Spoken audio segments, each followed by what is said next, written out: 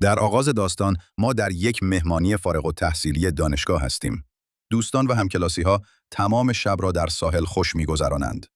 کلی ناراحت است چون دوست پسرش جانی با دختری به نام چندا بیش از حد صمیمی شده. برای جلوگیری از هر گونه درگیری، میچ تلفن همه را گرفته و در صندوق ماشین انداخت. کمی بعد، ویکی و گیلبرت در ساحل یک گلوله چسبناک و بزرگ پیدا می‌کنند که عجیب به نظر می‌رسد. اما کسی جدی نمی‌گیرد. صبح روز بعد آفتابی است، اما فقط چند نفر در ساحل ماندند. کلی و میچ در برج دیدبانی خوابیده بودند. جانی و چند نفر دیگر در ماشین بودند.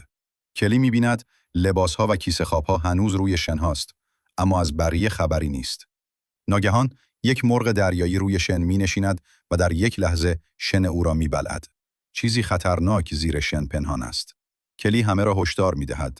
اما مارش که هنوز خواب‌آلوده است، روی شن قدم می‌گذارد و گرفتار می‌شود.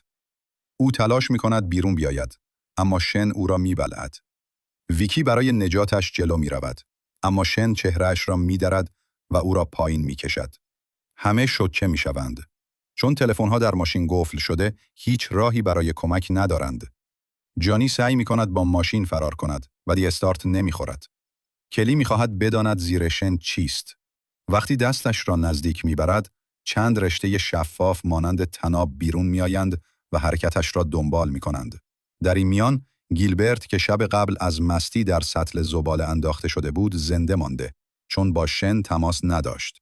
او فریاد می‌زند و می‌خواهد بیرون بیاید، ولی در سطل گیر کرده است. میچ به همه می‌گوید تا زمانی که به شن دست نزنند در امانند. اما با گذشت زمان، ترس و ناامیدی بیشتر می‌شود. گیلبرت زیر آفتاب می‌سوزد و دیوانه‌وار سطل را تکان می‌دهد. جانی برای کمک کرم ضد آفتاب به سویش پرتاب می‌کند و به طرز معجزه‌آسایی می‌رسد. گیلبرت آن را می‌زند و کمی آرام می‌شود. ناگهان کلی متوجه می‌شود آن گلوله عجیب که شب قبل دیده بودند ترکیده است. تازه می‌فهمند آن تخم موجود بوده و حالا هیولا زیر شن پنهان است. کلی برای فهمیدن محدوده خطر سوسیس روی شن می‌اندازد. هر جا که سوسیس ناپدید می‌شود، یعنی آنجا خطرناک است. سرانجام می‌فهمند از جایی به بعد شن امن است، اما مسیر دور است. جانی با 2 تخته موج سواری راهی می‌سازد. یکی را جلو می‌گذارد، رویش می‌ایستد و تخته دیگر را جلو می‌برد تا بتوانند بدون لمس شن فرار کنند. جانی وقتی تخته را روی 4 پایه گذاشت، موجود زیر شن حمله کرد. او تخته را عقب کشید و نزدیک بود بیفتد، اما با زحمت خودش را نگه داشت. موجود دوباره با شاخک‌هایش حمله کرد و شکم جانی را پاره کرد. او با آخرین نیرو روی میز پیکنیک پرید و جانش را نجات داد. ولی زخمش سمی بود و درد به سرعت پخش شد. هنگام جستجو در کیف مارش، موزی از دستش افتاد، اما موجود واکنشی نشان نداد. جانی فهمید آن از آتش می‌ترسد. او به سمت چاله آتش رفت و وقتی وارد محدوده آتش شد، موجود عقب ماند. اما زخم جانی بدتر شد. تاول و چرک از بدنش بیرون آمد. او ناله کنان روی میز افتاد. کلی از او خواست دوباره کیف را چک کند. داخلش چند نوشیدنی و بطری آب بود. جانی نوشابه‌ای به میچ انداخت، ولی فشار زخم را بیشتر کرد و خون فوران زد. او دیگر حرکت نمی‌توانست بکند. در همین وقت موجود شروع کرد به خوردن تخته‌ها و سپس تایرهای ماشین را بلعید. اگر ادامه میداد همه را میبلعید. گرما زیاد بود و هیچ کس در ساحل نبود. تنها امید موبایل هایی بودند که در صندوق عقب قفل شده بودند. چندا و رونی سعی کردند در صندوق را باز کنند. رونی با شجاعت روی سپر ایستاد. یک دستش چندا را گرفته بود و با دست دیگر قفل را میکشید. وقتی در باز شد پایش لغزید. میچ با قلاب بدن سعی کرد کمک کند. در همین لحظه ماشین گشت ساحل رسید. صدای آژیر باعث شد رونی از ترس بیفتد و انگشتانش لایه در گیر کنند. کلی با فریاد از افسر الکس خواست از ماشین پیاده نشود و فقط نیرو بخواهد. اما او فکر کرد جوانها مست هستند. وقتی جانی را روی میز دید، پایین رفت تا کمک کند. موجود به او حمله نکرد، چون بوت‌های لاستیکی داشت و پوستش با شن تماس نداشت. او زخم جانی را دید و چندش زده عقب رفت.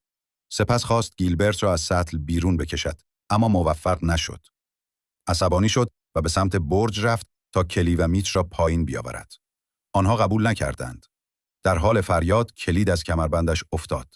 او خم شد و وقتی دستش شن را لمس کرد گیر افتاد.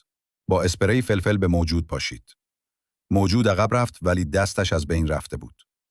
الکس از درد فریاد زد و در چند ثانیه بلعیده شد. مرگ او همه را شوکه کرد. اما کلی سریع اسپری را برداشت.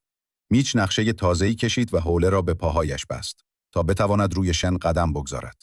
مچ آماده دویدن شد، چند حوله‌ای به او انداخت. اما او لغزید و از نرده افتاد.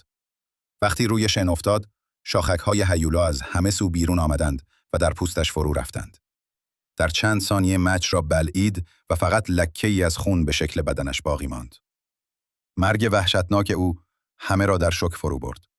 اما کلی می‌دانست باید راه فرار پیدا کنند. او به چندا گفت تکه‌های فلزی نرده را روی ماشین بگذارد. سپس خودش هم چند نرده برداشت و با نفس عمیق روی ماشین پرید. با کمک گیلبرت که هنوز در سطل گیر بود، توانست مسیر را مشخص کند. رونی هم با کمک کلی انگشتانش را آزاد کرد. آنها نرده ها را روی شن چیدند تا به میز پیکنیک برسند و به جانی ملحق شوند. وقتی رسیدند، رونی خواست بیاید، اما تعادلش را از دست داد و روی شن افتاد. کلی سریع اسپری فلفل پاشید و خواست او را بکشد. اما هیولا حمله کرد و رونی را در یک لحظه بلعید. کمی بعد خون از بدن گیلبرت چکید و هیولا بو را گرفت. شاخک تیزش سطل را سوراخ کرد و داخل رفت. چندا حوله را به پاهایش بست و تا ماشین پلیس دوید. همه امید گرفتند، ولی ناگهان گیلبرت ناپدید شد. موجود حالا به سمت ماشین حمله کرد. چندا روی کاپوت افتاد و بیهوش شد. وقتی شب شد با صدای کلی بیدار شد. آنها قایق نجاتی از ماشین پیدا کردند و با زحمت جانی را روی آن گذاشتند. ستایی به داخل ماشین رفتند، اما زمین دوباره لرزید. شاخک‌ها با نور آبی در تاریکی می درخشیدند. کلی فهمید دیگر راهی نمانده.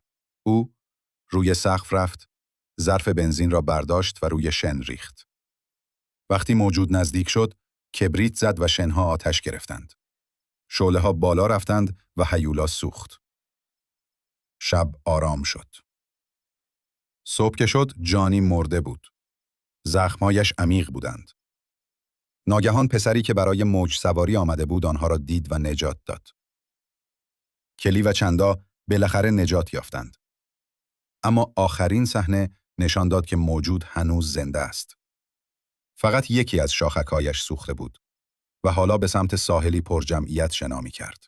اگر از این داستان هیجان انگیز خوشتان آمد، حتما لایک کنید و سابسکرایب یادتان نرود تا فیلم‌های ترسناک بعدی را از دست ندهید.